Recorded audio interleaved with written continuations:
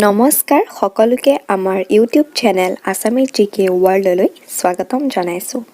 Welcome to our channel Assamese GK world. আজি আপোনালোকৰ ওচৰত এটা নিউ টপিক লৈ আহিছোঁ।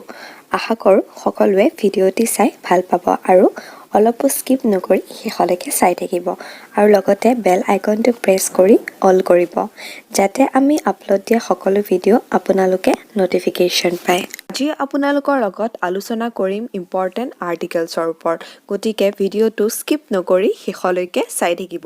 আমাৰ ইণ্ডিয়ান কনষ্টিটিউশ্যনৰ আৰ্টিকেলছৰ পাৰ্ট 1ত কোনকেইখন আৰ্টিকেলছ আছে? আৰ্টিকেলছ 1ৰ পৰা আৰ্টিকেলছ 4লৈকে আছে।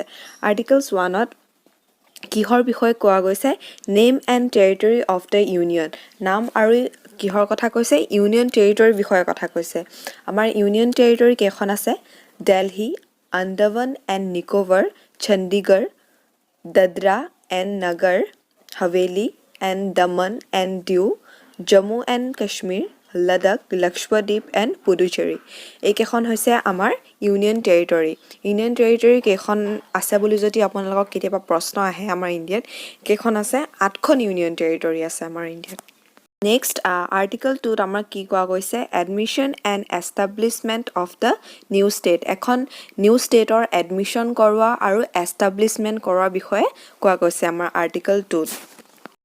পাৰ্ট 1ৰ আৰ্টিকল 3এ কি কৈছে? Formations of new states and alterations of area, boundaries and home of existing state. Article 3এ কি কৈছে? এখন ষ্টেট ফৰ্ম কৰাৰ কথা কৈছে, এৰিয়াৰ বাউণ্ডেৰীবোৰ চেঞ্জ কৰাৰ কথা কৈছে আৰু দুখন ষ্টেট মিলি পেলাই এখন হোৱাৰ কথা কৈছে। পাৰ্ট 3ত আমাৰ কোনখিনি আৰ্টিকেলছ আছে? আৰ্টিকেলছ 12ৰ পৰা আৰ্টিকেল 35 আমাৰ পাৰ্ট 2ত সোমাই আছে, হয়নে? আৰ্টিকেল 12এ কি কৈছে? Definition of the state. State এখন কাক ক'ম আমি সেইটো ডেফিনেশ্যন দিছে। কোনে দিছে? আৰ্টিকেল 12এ আমাক সেইটো ডেফিনেশ্যন দিছে। 3ত কি আছে? আৰ্টিকেল 12ৰ পৰা আৰ্টিকেল 35লৈকে আছে। আমাৰ আৰ্টিকেল 12ত কি উল্লেখ কৰা আছে? Definition of the state. State এখন কাক ক'ম আমি সেইটো ডেফিনেশ্যন দিছিলে। কোনে দিছিলে? আৰ্টিকেল 12এ আমাক দিছিলে। আৰ্টিকেল 14 এইখিনি আমাৰ ফাণ্ডামেণ্টেল ৰাইটছত পৰে। ইকুৱেলিটি বিফ'ৰ দ্য ল, মানে আইন সকলোৰে কাৰণে সমান হয়। আইনখন আমাৰ সকলোৰে কাৰণে সমান হয়, কাৰো কাৰণে কম বেছি নহয়, হয়নে? সেইটোকে বুজাইছে। Article 15 no discriminations on the ground of caste, male, female, place of birth। আমাৰ সংবিধানখনে কাকো লৈ পেলাই ডিছক্ৰিমিনেশ্যন নকৰে, সকলো আমাৰ কাৰণে সমান, হয়নে? লাগিলে তেওঁ ক'লাই হওক, মেল হওক, ফিমেল হওক, আমাৰ কাৰণে সকলোখিনি সমান হয়। আৰ্টিকেল 15ত সেইটোৱে বুজাইছে। এইখিনি পাৰ্ট 3 আৰ্টিকেল 16ত কি কৈছে? ইকুৱেলিটি অফ অপৰচুনিটি বিষয়ে কোৱা গৈছে।